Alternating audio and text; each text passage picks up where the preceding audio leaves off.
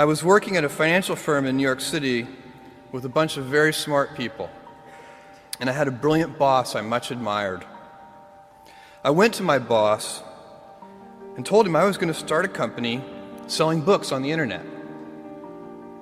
He took me on a long walk in Central Park, listened carefully to me, and finally said, "That sounds like a really good idea, but it would be an even better idea for someone who didn't already have a good job." You can have a job, or you can have a career, or you can have a calling. And if you can somehow figure out how to have a calling, you have hit the jackpot, because that's the big deal. I met Jeff Bezos 25 years ago, and he told me, "Dave, I want you to invest in my company." "What are you doing?" "I'm gonna start a bookstore in my garage." "Okay, and I'm gonna put it online. People buy online, and I'm gonna ship out of my garage. But if you invest in me, Dave, someday I'm gonna be the richest man in the world. I'll do over $100 billion. First of all, there was no such thing as $100 billion 25 years ago. Statistically, there's no such thing. Countries didn't have 100. Our national debt wasn't $100 billion.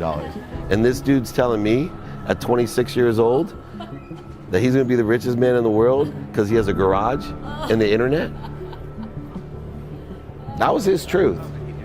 No, but he did not know it, and neither did I. But the difference between him and I is I was laughing, scoffing, and jesting at him, and he was already applauding himself, going, at the right way, at the perfect time, I'm gonna make as much as I can as quickly. And I'm sitting there going, there's no way this is gonna be a big business.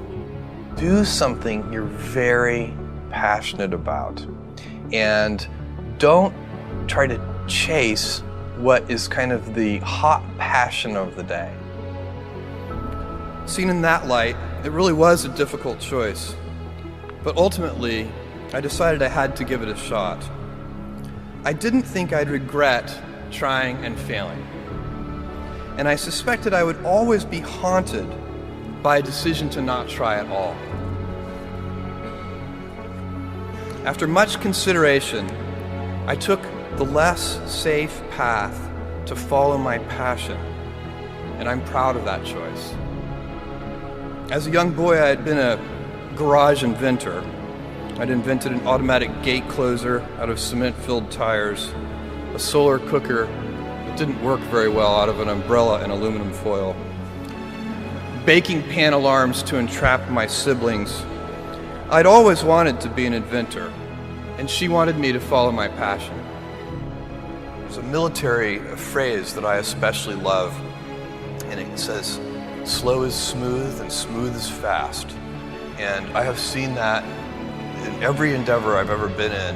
That's the kind of thing that really allows you to make progress. You know, you get certain gifts in life and you want to take advantage of those, but I guess my advice on adversity and success would be to be proud not of your gifts, but of your hard work and your choices. So, you may be, the kinds of gifts you get, like, you might be really good at math. It might be really easy for you. That's a kind of gift. But practicing that math and taking it to the next step, that could be very challenging and hard, and take a lot of sweat. That's a choice. You can't really be proud of your gifts because they were given to you. You can be grateful for them and thankful for them. But your choices, you choose to work hard. You choose to do hard things. Those are choices that you can be proud of. You can choose. We all get to choose our life stories, and it's the choices that define us, not our gifts. Everybody in this room has many gifts. I have many gifts. You can never be proud of your gifts because they're gifts. They were given to you. You might be tall, or you might be really good at math, or you might be extremely beautiful or handsome, or there are many gifts, and you can only be proud really of your choices because those are the things that you are acting on. And one of the most important choices that each of us has, and you know this just as well as I do, is you can choose a life of ease and comfort, or you can choose a life of service and adventure. And when you're 80, which one of those things do you think you're going to be more proud of? You're going to be more proud of having chosen a life of service and adventure.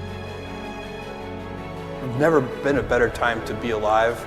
I mean, it's just incredible the amount of inspiration that the world generates for me, and I think for a lot of people. It's insane, the amount of change and invention and opportunity. Your life, the life you author from scratch on your own, begins. How will you use your gifts? What choices will you make? Will inertia be your guide, or will you follow your passions? Will you follow dogma, or will you be original? Will you choose a life of ease, or a life of service and adventure? Will you wilt under criticism, or will you follow your convictions?